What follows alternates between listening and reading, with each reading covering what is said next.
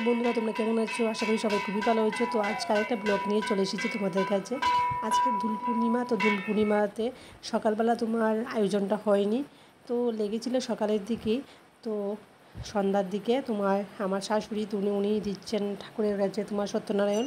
তো আমরা সবাই মিলে দেখছি কীভাবে পুজো দেওয়া হচ্ছে। তো সত্যনারায়ণের মধ্যে কী কী করছে সব কিছুই ভিডিওর মাধ্যমে তোমরা দেখতে পারবে। তো ব্লগটা কন্টিনিউ করতে থাকো বন্ধুরা।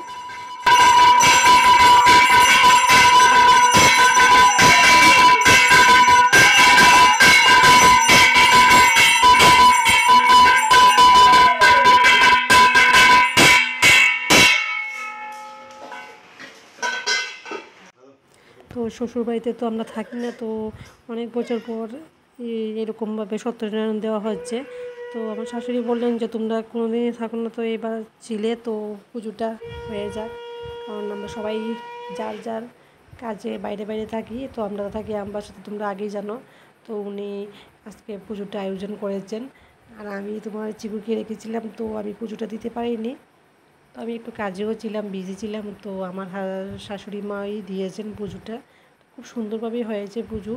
আমরা বাড়ির ফ্যামিলি তারা সবাই মিলে পুজোটাতে প্রসাদ খেয়েছি। আর চিকু দেখো এখানে শঙ্খ নিয়ে শঙ্খ ফু দিয়ে দেওয়ার চেষ্টা করছিল, কিন্তু ওর জোর পক্ষে অসম্ভব এটা ফু দেওয়ার, কারণ আমিও পারি না এটা দিতে।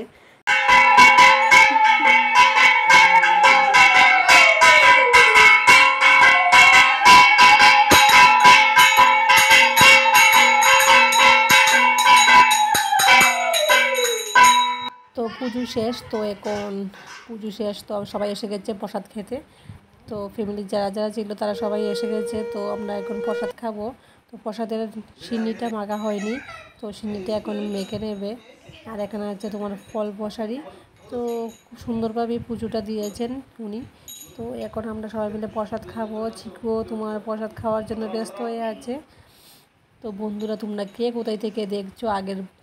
আগের ভিডিওতে তোমরা কেউই কমেন্ট করে বলোনি যে তোমরা কোথায় থেকে দেখছো। আমার বাড়ি হলো ত্রিপুরাতে। আবার বলে দিচ্ছি, কমেন্ট বক্সে অবশ্যই কমেন্ট করে জানাবে তোমরা কোথায় কোথায় থেকে আমার ভিডিওগুলি দেখছো।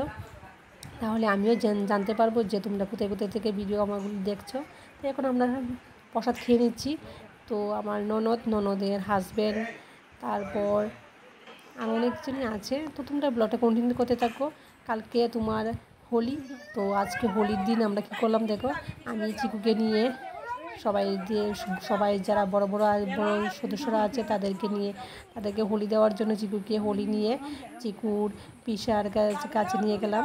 তো চিকু পিসাকে রং লাগিয়ে দিয়েছে, তারপর ওর দাদুকে লাগিয়ে দিয়েছে, তারপর তো আমাকেও লাগিয়েছে, আমাকেও একটুখানি লাগিয়েছে, ওর পাপাকেও একটুখানি লাগিয়ে দিয়েছে। চিকুর জন্য এবার ফার্স্ট হোলি। আগের বার তোমার চিকু একদম ছোটো ছিল, তো হোলি খেলতে পারিনি, আমরাই একটু লাগিয়ে দিয়েছি জাস্ট। আমি তবু আই বাটনে দিয়ে দেবো প্রাচী তারা কীভাবে হোলি মানে আগের বছর তোমার হোলিটা খেলেছিল, এবার তো হোলি ও খেলিনি, কারণ আমরা এবার হোলিতে ছিলাম কৈলাসহর। তো ওর দিদনকে দাদুকে হোলি দিতে পারিনি। তো এবার হোলিটা একদম মজা হয়নি, একদম বোরিংই হয়ে গেছে, কারণ বাড়িতে কেউই হোলি টোলি খেলে না। তো চিকুই একটু খেলে নিয়েছে আমাদের সাথে। তো আজকের ছোটোখাটো একটা ব্লগ তোমাদের কাছে শেয়ার করলাম যে চিকুর হোলিটা কীরকমভাবে গেল। তো বন্ধুরা, কেমন লাগলো আমার ভিডিওটা অবশ্যই কমেন্ট বক্সে জানাবে।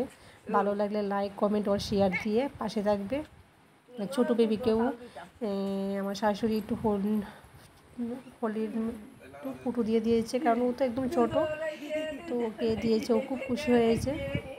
তো আমি এখানে তোমার যেখানে তুলসীর মণ্ডপ আছে সেখানে আমরা প্রত্যেক বছরই নিজের নাম লিখি ঠাকুরকে রং দিয়ে। তো এটা আমার সবসময় আমরা প্রত্যেক বছর শুরু থেকে করে এসেছি।